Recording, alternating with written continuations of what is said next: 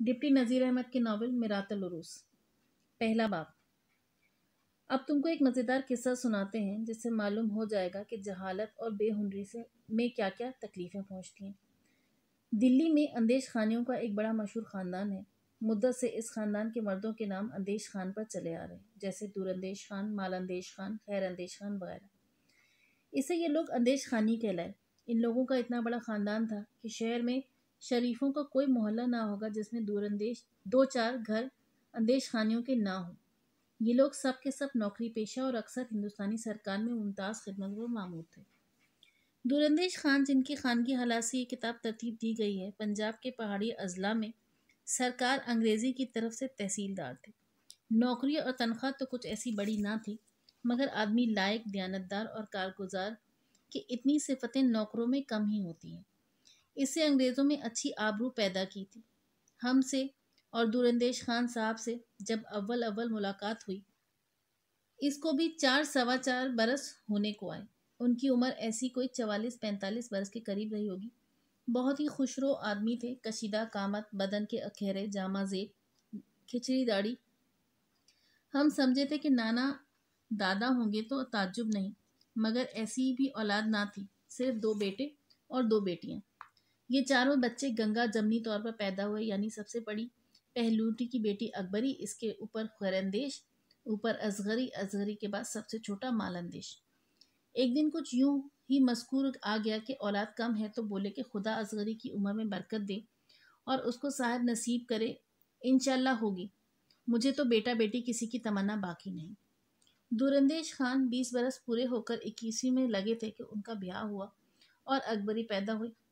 ब्याह के कहीं 10-10.5 बरस बाद हम समझते हैं कि ज़्यादातर इस इंतज़ार के सबब और इस कदर पहलूटी की होने की वजह से भी अकबरी के साथ ऐसे चोंचले बढ़ते गए कि उन्होंने अकबरी के मिजाज पर बहुत बुरा असर किया।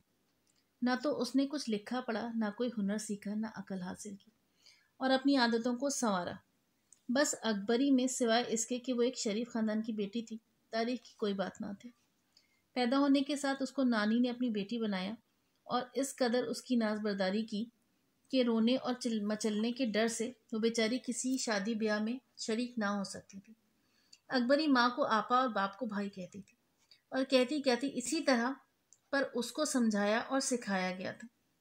वो बात बात पर माँ बाप से रद्दुकद रखती, गोया दोनों ऊपर तले की बहनें हैं। माँ के साथ लड़ते झगड़ते देख कर डांटने और धमकाने का क्या मस्कुर। नानी उल्टी इसकी हिमायत लेती और बिगड़ बिगड़ कर बेटी से कहती, फिर भाई बच्चे की क्या बात का बुरा मानना। दूरंदेश खान जहाँ नौकर होते अक्सर बीवी बच्चों को अपने पास भी बुला लिया करते। जब कभी ऐसा इत्तफाक हुआ, नानी ने अकबरी को किसी न किसी बहाने रोक लिया और जब से पैदा हुई ब्याह की घड़ी तक एक लम्हे के लिए अपने से जुदा ना किया।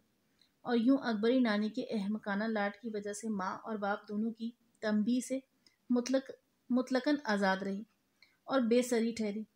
असगरी का हाल इसके खिलाफ था। सारे चोंचले और अरमान तो अकबरी पर ख़त्म हो चुके थे। ये अपनी खुश नसीबी से अपने माँ बाप के यहाँ तीसरी जगह थी। इसने परवरिश पाई बड़ों की निगरानी में, बुज़ुर्गों की रोक टोक में। उसने छोटी सी उम्र में कुरान मजीद का तर्जुमा और मसाइल की उर्दू किताबें पढ़ ली थी। लिखने में भी आजिज़ ना थी। अगर माँ दिल्ली में होती और बाप बाहर नौकरी पर, तो जब तक दिल्ली में रहती घर का हाल बाप को हर हफ्ते के हफ्ते लिख भेजा करती। हर तरह का कपड़ा सी सकती थी और अनवाउ अक़साम के मज़ेदार खाने पकाना जानती थी। तमाम मोहल्ले में असगरी खानम की तारीफ थी। माँ के घर का तमाम बंदोबस्त असगरी खानम के हाथों में था। जब कभी बाप रुखसत लेकर घर आता, खानादारी के इंतज़ाम में असगरी से सलाह पूछता। रुपया पैसा, कोठरियों और संदूकियों की कुंजियाँ सब कुछ असगरी के इख्तियार में रहा करती थी। असगरी की नेक बख्ती और सलीका मंदी देख कर माँ बाप दूल्हो जान से असगरी को चाहते, बल्कि मोहल्ले के सब लोग उसको प्यार करते थे। मगर अकबरी खुद बखुद अपनी छोटी बहन से नाराज़ रहा करती थी, बल्कि अकेला पाकर मार भी लिया करती थी। लेकिन असगरी हमेशा आपा का अदब करती और कभी माँ से उसकी चुगली ना खाती।